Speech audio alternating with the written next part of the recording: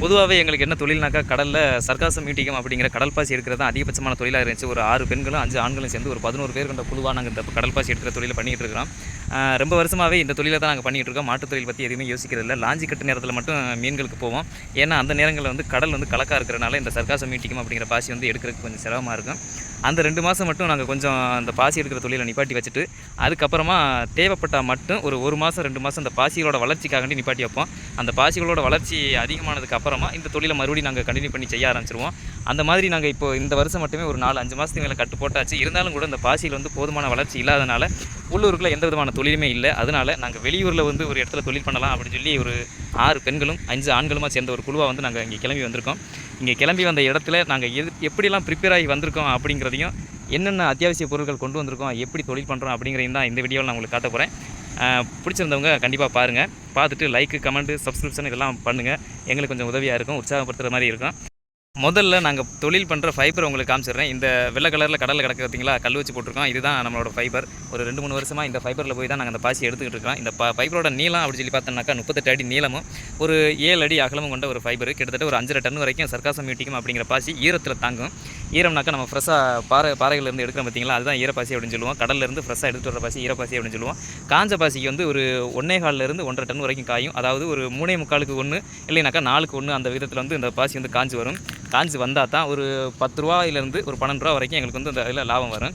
லாபம் வந்தாக்கா நாங்கள் 11 பேர் இருக்கும்போது ஒரு 700 800 இந்த மாதிரி ஒரு நாளைக்கு வந்து எங்களுக்கு வருமானம் வரும். இந்த ஃபைபர் தான் என்னோடய ஃபைபர். அதுக்கு அடுத்தபடியாக இந்த ஃபைபரை தண்ணியில் வச்சு போட்டுருக்கோம் பார்த்தீங்களா, காலையில் 2 மணிக்கு தொழிலுக்கு போகும்போது நீஞ்சி போனோம்னா நல்லா இருக்காதுல்ல, அதுக்காக ஒரு பொருள் வச்சுருக்கோம். அதை இப்போ நான் காட்டுறேன், வாங்க பார்க்கலாம். இன்றைக்கி நாங்கள் கடலுக்கு போகிறது அப்படி சொல்லிட்டு முடிவாயிருச்சுனாக்கா ஒரு 2:30 மணிக்கு சரியாக அலாரம் வச்சு எந்திரிச்சு எல்லாரும் எழுப்பி விட்டுட்டு ஒரு 3/4 மணி நேரம் டீ போடுறது, சாமான்களை ஒதுக்குறது, இந்த மாதிரி வேலைகள் வந்து போயிடும். அதுக்கப்புறமா ஒரு 3:15 3:30 போல் வந்து ஃபைபரை பிடிக்கிறதுக்கு நானும் என் மாப்பிளையும் போயிடுவோம். போய் பைப்பரை கரையை விட்டுட்டு ஒரு 3:30 மணியை போல் இங்கேருந்து இன்ஜின் அடித்து நாங்கள் போக வேண்டிய இலக்கம் நோக்கி பயணப்பட ஆரம்பிச்சிருவோம். ஆனால் அந்த 3:30 மணிக்கு நாங்கள் கடலுக்கு போய் அந்த பைப்பரை பிடிக்கிறோம் பார்த்தீங்களா, ஃபஸ்ட்டு கடலில் நகரம் வச்சு போட்டுருக்கிற ஃபைப்பரை பிடிக்கிறதுக்கு எப்படி ஒரு 100-150 மீட்டர் வந்து நாங்கள் 2 பேரும் நீஞ்சி போக வேண்டியிருக்கும். அந்த குளிர் நேரங்களில் அந்த குளிரை சமாளிக்க முடியாமல் தான் இந்த மாதிரி ஒரு ஃபைபரை வந்து நாங்கள் ரெடி பண்ணோம். இது ஃபைபரோட மாடலில் ஒரு சின்ன ஒரு போட்டு மாதிரின்னு சொல்லி வைங்களேன். தெர்மாக்கோல் பீஸ் இருக்குல்ல, அந்த தெர்மாக்கோல் பீஸும் அப்புறம் ஃபினோலக்ஸ் பைப்பில் 4 இன்ச் பைப்பும் சேர்த்து வளர்ச்சி எடுத்து இந்த மாதிரி ஒரு சின்னதாக ஒரு போட்டு ஒன்று ரெடி பண்ணி வச்சுக்கிடுவோம். ரெடி பண்ணி வச்சுக்கிட்டாக்கா இந்த மாதிரி நீஞ்சி போகிறதுக்கு பதிலாக இந்த போயாவில் ஏறி உட்காந்து நாங்கள் பாட்டில் போய் அந்த கல் வச்சு போட்டுக்கிற போட்டை வந்து கரையை கொண்டு வந்து அதுக்கப்புறம் ஆட்கள் ஏற்றி கொண்டு போவோம். இன்னொன்று என்னன்னாக்கா, இதே போயா இருக்குது பார்த்தீங்களா, இந்த சின்ன போட்டை தான் நாங்கள் போயா அப்படின்னு சொல்லுவோம். இந்த போட்டை வச்சு தான் ஸ்குட்டு அப்படின்னு சொல்கிற ஊசி கணவாய் வந்து பிடிப்பாங்க. ரொம்பவுமே ஈஸியாக இருக்குங்க. இந்த மற்ற பைப்பர்லையோ இல்லைனாக்கா போட்டுலையோ போய் ஸ்குட்டை பிடிக்கிறத விட இந்த தெர்மாக்கோல் பீஸில் போய் ஸ்குட்டை பிடிக்கிறது வந்து ரொம்பவே ஈஸியாக இருக்கும். அதனால் ஸ்குட்டுக்கு போகிறவங்க வந்து அதிகபட்சம் அந்த போயாவை தான் யூஸ் பண்ணுவாங்க. ஒரு 4000 5000 வரைக்கும் இந்த போயா வந்து நம்ம ஊரில் கிடைக்கிது. வேணுங்கிறவங்க சொல்லுங்கள், வாங்கி கொடுத்துருவோம். அடுத்ததாக சமையலுக்குள்ள பொருள் என்னென்ன அப்படின்னு சொல்லி பார்த்துடலாம். முதல்ல நம்ம வந்து காய்கறி சாமான்லேருந்து மளிகை சாமான் வரைக்கும் எல்லாமே வாங்கிட்டு வந்துடுவோம். வாங்கிட்டு வந்துட்டா கூட டெய்லி சாம்பார், புளிக்குழம்பு இந்த மாதிரி சாப்பிட்டோம்னாக்கா கோரால் தெம்புலாம் போயிடும். அதனால் ஒரு நாள் விட்டோ இல்லைனாக்கா 2 நாள் விட்டோ வந்து மீன் குழம்பு கண்டிப்பாக வச்சுருவோம். சில நேரங்களில் வரத்து அதிகமாக இருந்துச்சுனாக்கா ரெகுலராகவே மீன் குழம்பு ஓடிடும். மீன் எப்படி பிடிக்கிறது அப்படின்னு சொன்னாக்கா ஒரு 3 வலையை மட்டும் தனியாக நாங்கள் எடுத்து கொண்டாந்து வச்சுருக்கோம். வலை வந்து லாஞ்சி கட்டுக்கில் வலைக்கு போகும் பார்த்தீங்களா, அதில் உள்ள ஒரு 3 வலையை மட்டும் தனியாக பிரித்து எடுத்து கொண்டாந்து வச்சுருக்கோம். இது எதுக்குனாக்கா விற்பனைக்காக இல்லாமல் ஒரு மீன் குழம்பு வைக்கணும் அப்படிங்கிறதுக்காக மட்டும்தான். ரெகுலராகவே நாங்கள் கோரை அள்ளுறோம் பார்த்தீங்களா, அள்ளுறதுக்கு முன்னாடி இந்த வலைகளை வந்து கோரை அள்ளுறதுக்கு பக்கத்துலேயே இலக்கி போட்டுருவோம். இலக்கி போட்டுட்டு கோரை அள்ளி முடிச்ச உடனே கிளம்புற நேரத்தில் இந்த வலையை பிடிச்சிருவோம். வலையை பிடிச்சோம்னாக்கா அதில் கிடக்கிற ஒரு கிலோ 1.5 கிலோ 2 கிலோ இந்த மாதிரி மீன் இருந்துச்சுனாக்கா அந்த மீனை தான் வந்து கோரையெல்லாம் இறக்கி போட்டுட்டு குழம்பு வச்சு அதுக்கப்புறம் சாப்பிடுவோம். அதுக்காண்டி ஒரு 3 வலைகளை மட்டும் எடுத்து வந்திருக்கோம். அடுத்தபடியாக ஒரு 600 லிட்டர் தண்ணீரை 11 கேனில் அடைச்சி கொண்டு வந்திருக்கோம். அதை தான் இப்போ நான் உங்களுக்கு காட்ட போகிறேன். எதுக்குடா தண்ணியெல்லாம் காட்டுறீங்க, நாங்கள் என்ன பார்க்கல அப்படின்னு சொன்னாக்கா எல்லாமே அத்தியாவசிய பொருள் தான். இங்கே என்னென்ன அத்தியாவசியமோ அதை எல்லாத்தையுமே கொண்டு வந்திருக்கேன். அதை எல்லாத்தையுமே உங்களுக்கு காமிச்சிடுறேன். வேறு என்னென்ன இருந்தாலும் சரி, சின்ன பொருளாக இருந்தாலும் சரி, பெரிய பொருளாக இருந்தாலும் சரி, எல்லாத்தையும் காமிச்சிடுறேன். அப்படி பார்த்து என்ஜாய் பண்ணுங்கள்.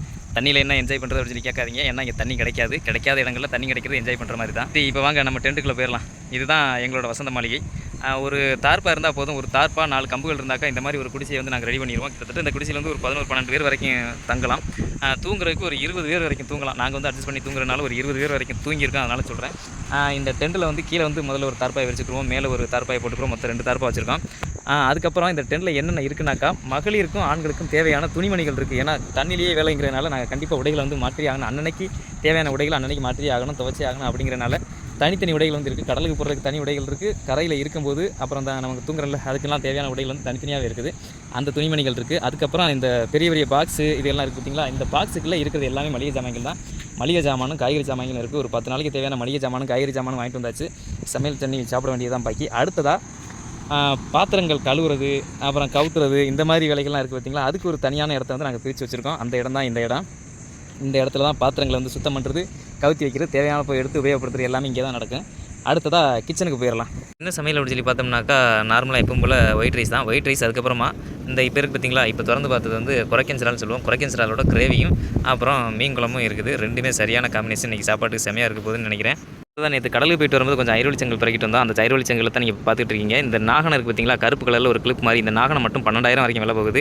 இந்த ஐரோலி செங்கலோட கூடுகள் வெறும் 10 ரூபாய்க்கு தான் விலை போகும். இந்த நாகனம் எதற்காக இவ்வளோ விலை போகுது அப்படின்னு சொன்னாக்கா, வெளிநாடுகளுக்கு ஏற்றுமதி பண்ணி மருந்து வந்து தயாரிக்கிறாங்க அப்படின்னு சொல்லி சொல்கிறாங்க.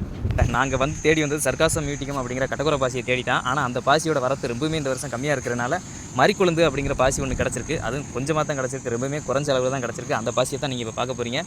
வாங்க காட்டுறேன். இந்த மறிக்குழுந்து பாசி எதுக்கு பயன்படுதுனாக்கா, சமையலுக்கு தான் பயன்படுது அப்படின்னு சொல்கிறாங்க. ஆனால் நான் இன்ன வரைக்கும் இந்த மறிக்குழுந்து பாசி எதுக்கு யூஸ் பண்ணுறாங்க அப்படின்னு சொல்லி பார்த்ததில்லை. இருந்தாலும் பெரியவங்க சொல்லி கேள்விப்பட்டிருக்கேன். எங்கள் அம்மாவெல்லாம் ஆரம்பத்தில் வந்து இந்த மறிக்குழுந்து பாசி எடுக்க போகும்போது சொல்லுவாங்க, அந்த ஓனர் வந்து இந்த மறிக்குழுந்து பாசியை வந்து சுத்தம் பண்ணி ரெடி பண்ணி சாப்பிட்ற நிலைக்கு கொண்டு வந்ததுக்கப்புறம் இவங்களுக்கு கொண்டாந்து கொடுத்துருக்காரு. அல்வாவெல்லாம் கிண்டி சாப்பிடுவாங்க. அந்த மாதிரி வந்து நான் சொல்லி கேள்விப்பட்டிருக்கேன். ஆனால் நான் சாப்பிட்டதில்லை. இந்த பாசி வந்து மறிக்குழுந்து அப்படின்னு சொல்கிறாங்க. மானாமதுரைக்கு வந்து போகுது இங்கேருந்து. இந்த பாசி வந்து ஈரத்தில் 25 ரூபாய்க்கு வாங்குவாங்க. 1 கிலோ பாசி ஈரப்பாசியாக இருக்கும்போது 25 ரூபாய்க்கு வாங்குவாங்க. காஞ்சதுக்கப்புறம் இந்த பாசி 3.25 ஒன்று காயும். அதனால் ஒரு 110 ரூபாயிலிருந்து 120 ரூபா வரைக்கும் விலை வச்சு இந்த பாசி வந்து வாங்கிட்டு போகிறாங்க.